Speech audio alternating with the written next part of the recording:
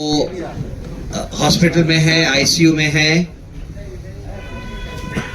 उनका अनशन जारी है। छात्रों का जो इशू था वो अभी भी वैसा का वैसा ही है। प्रशांत जी अपना अनशन जारी रखेंगे, चाहे वो हॉस्पिटल में हो या हॉस्पिटल से बाहर आ जाएं, जब तक छात्रों के इस मुद्दे का समाधान नहीं निकल जाता।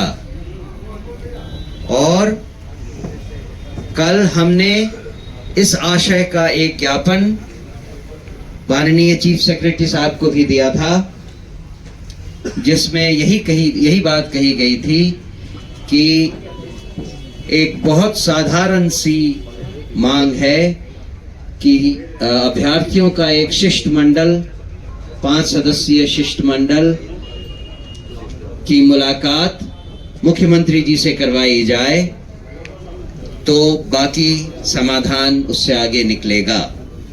और यही मांग हमारी चीफ सेक्रेटरी ने सुनी और कहा कि वो उस पर विचार करेंगे और हम तक वापस आएंगे।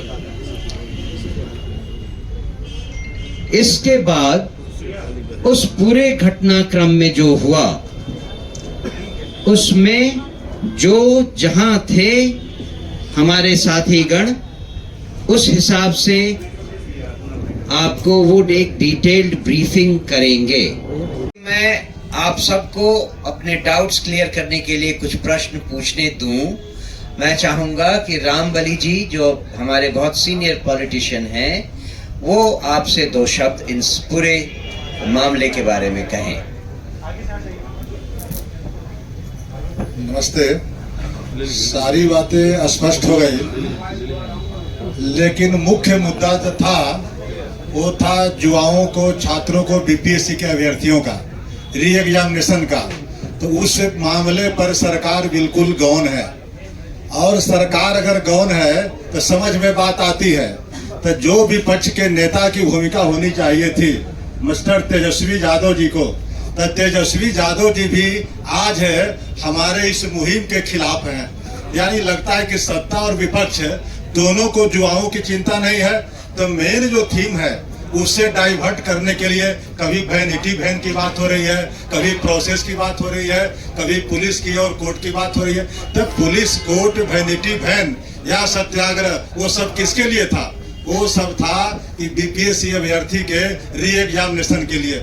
उसके लिए प्रशांत जी आज भी अनशन पर बैठे हुए हैं। ठीक है, अपना इलाज करा रहे हैं, आईसीयू में हैं। इलाज से जब मुक्त हो जाएंगे तो फिर कोई सार्वजनिक जगह पर अनशन स्टार्ट करेंगे, फिर सब आप लोगों को बता दिया जाएगा। लेकिन मुख्य जो मुद्दा था वह मुद्दा जहां के तहां है। इसलिए मेरा कंसर्न और आप तमाम लोगों का कंसर्न होना चाहिए कि जो विद्यार्थियों का भविष्य है, जो अभ्यर्थियों का भविष्य है, वह आज भी अधर में लटका हुआ है। इस पर जल्दी से जल्दी सरकार को और विपक्ष को अपना स्टैंड जो है क्लियर करना चाहिए।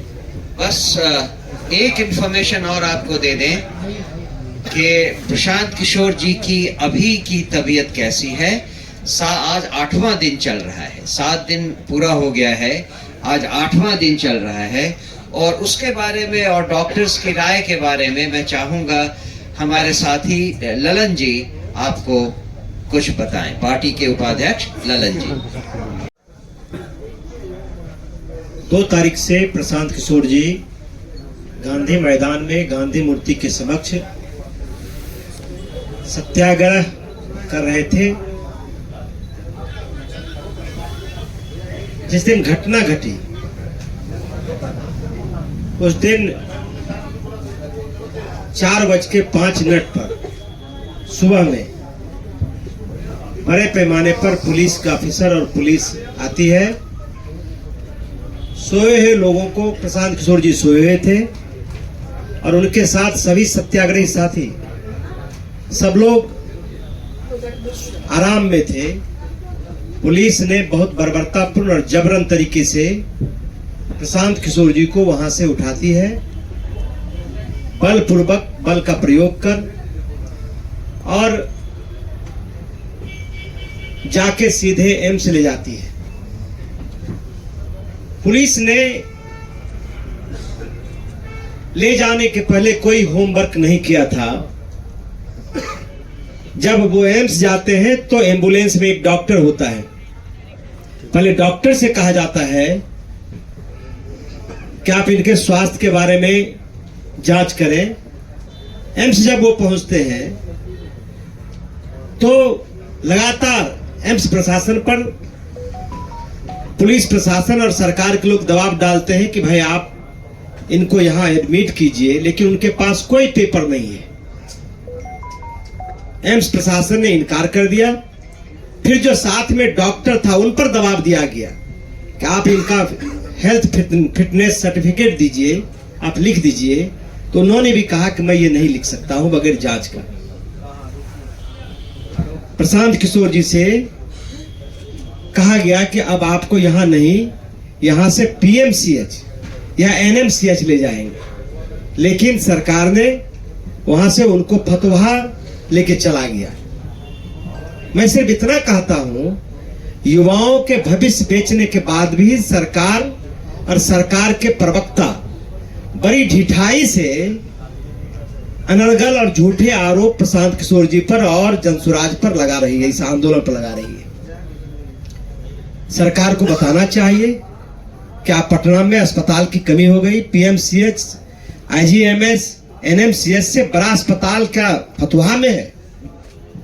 तो इस तरह से झूठ के बुनियाद पर किसी के चरित्र को और आंदोलन को बदनाम करना, ये ढिठाई से भी ज्यादा है और इसकी जितना निंदा की जाए ये कम होगा।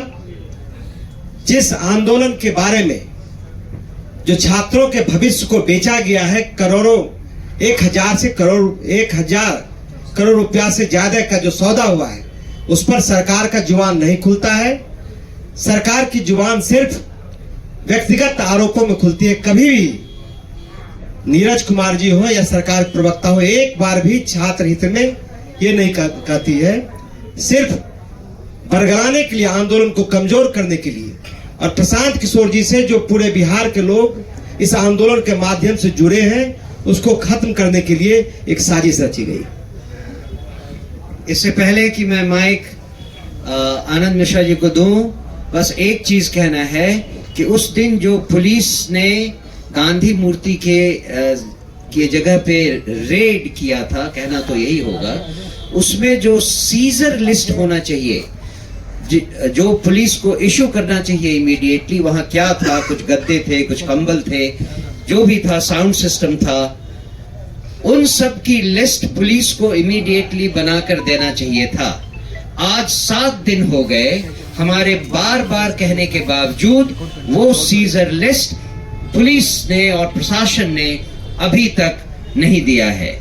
अब उसमें वो क्या ऐड करेंगे, लिखेंगे गांजा था या अस्त्र शस्त्र थे, ये हमें लगता है कि कुछ जानबूझकर ऐसा षड्यंत्र रचने के लिए पुलिस और प्रशासन मिलकर सीजर लिस्ट अभी तक जारी नहीं किया गया।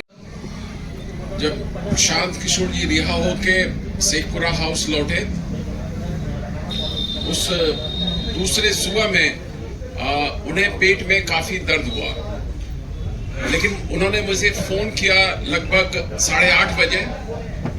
मैं वहां पहुंचा और मैंने उनसे रिक्वेस्ट किया कि आपकी हालत जो है बिगड़ रही है, आप फास्ट तोड़ दें।